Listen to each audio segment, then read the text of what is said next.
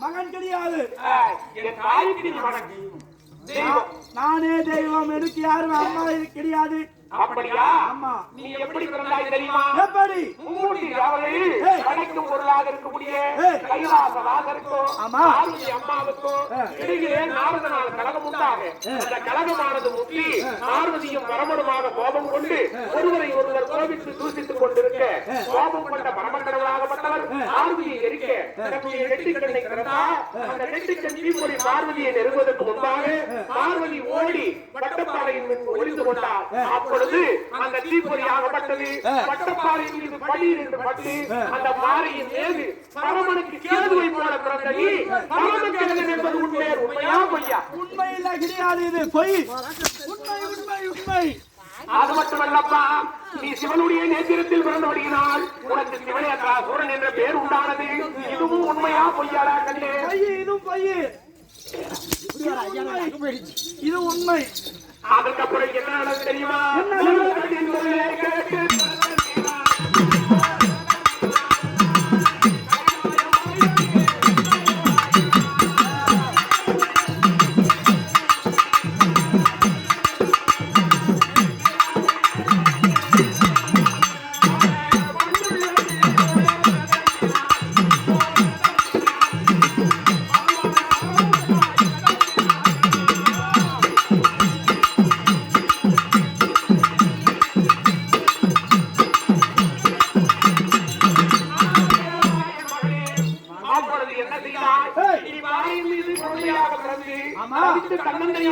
காட்டிலே இருக்கின்ற பொழுது அங்கு வந்த நாரதனுடைய வார்த்தை கேட்டு அவனுடைய உபதேசத்தினால் அறிவு புத்தி ஞானத்தை பெற்றார்.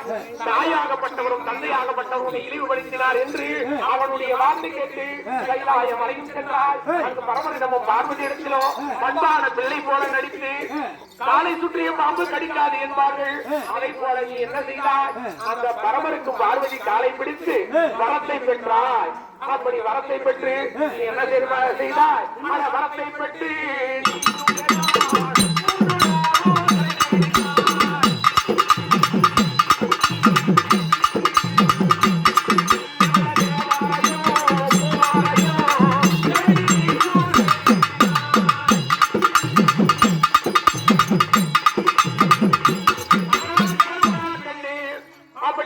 பெற்ற நீ வரம் கொடுத்த ஈஸ்வரம் பார்வதியும் தாய் என்றும் தந்தை என்றும் அறியாத மூடனாக கண்டாள பாதியாக பரமனையும் பார்வதியும் அடித்து துரத்தி கைலாய மலையில் புதிய பரமக்கடவுளாக உருவெட்டாய்.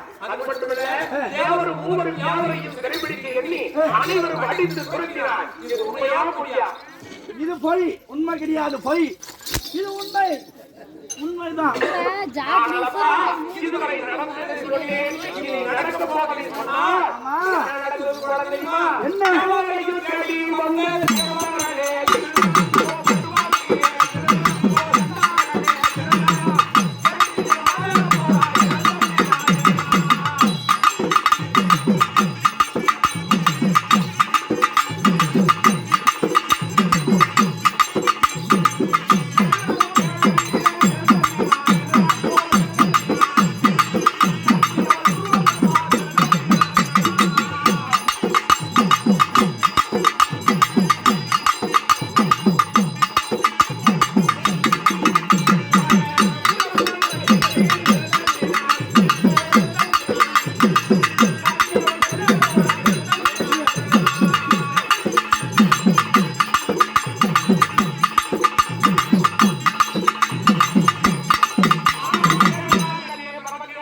என்ன?